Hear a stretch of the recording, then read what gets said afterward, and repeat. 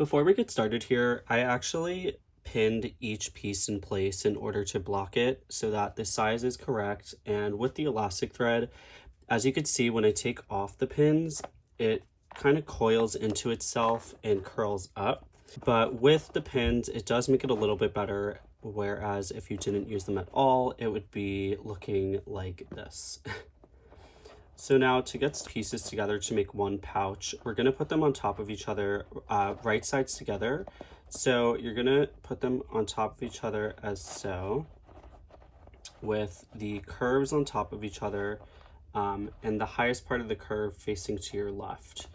And so when we actually sew this together, it's gonna be starting from that top left corner all the way down and around until you get to that bottom right corner. So this section that we don't actually sew together, that is the opening. So when we open it and it's sewn together, it's gonna look something like this. And it kind of gives an upside down V shape, which is what we want here. Okay, so I'm gonna stitch mark the top left corners just so I know that it's aligned. And then once I stitch mark the top left corners, I'm gonna go all the way around and find the bottom right corner where we're gonna start. And we're gonna flip our work so that the stitch marker is on the bottom left corner now.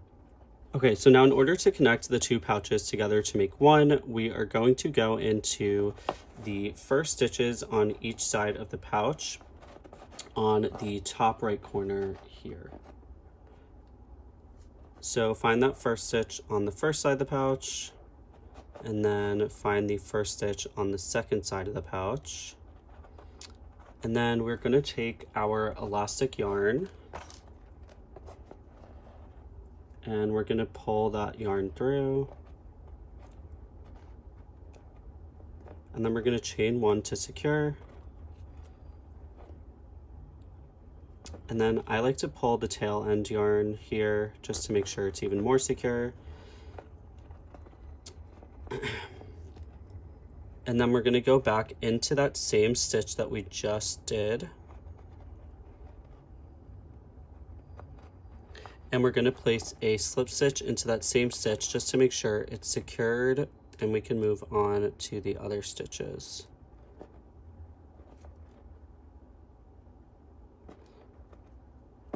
Okay, so I made a slip stitch and I'm also just going to chain one for extra security.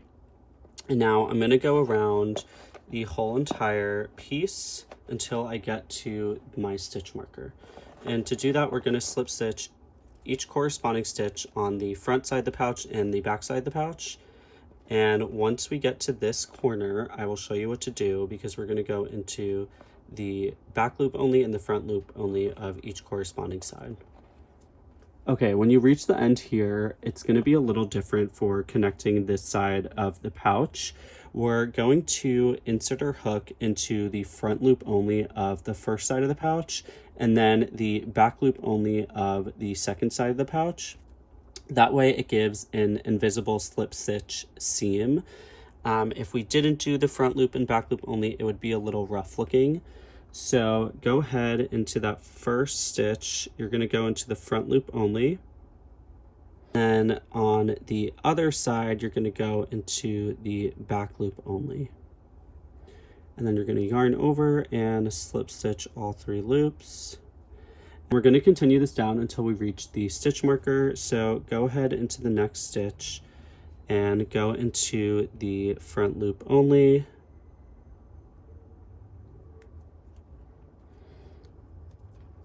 It might be a little easier to separate the two sides of the pouches. So for the next stitch, go into the front loop only. And then on the corresponding side, you'll go into that next stitch, but into the back loop only. And then we're gonna go ahead and slip stitch those together. Now we're gonna continue doing this all the way until the end once we hit the stitch marker. And when we hit the stitch marker, we're gonna go ahead and cut our elastic yarn and fasten off. For the last stitch here, we're gonna go through actually all 4 loops. So You could go through both loops on the first side of this pouch and then both loops on the second side of the pouch, and then yarn over and slip stitch through all 4.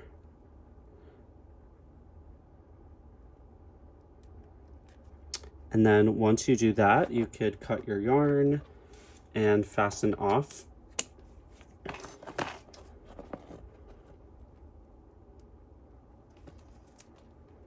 And you fasten off by just chaining 1.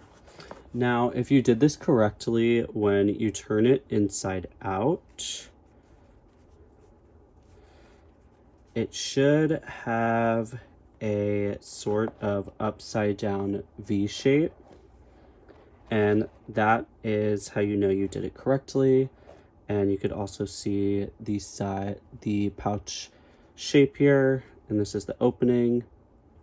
And now we're going to connect the top of the pouch to the waistband.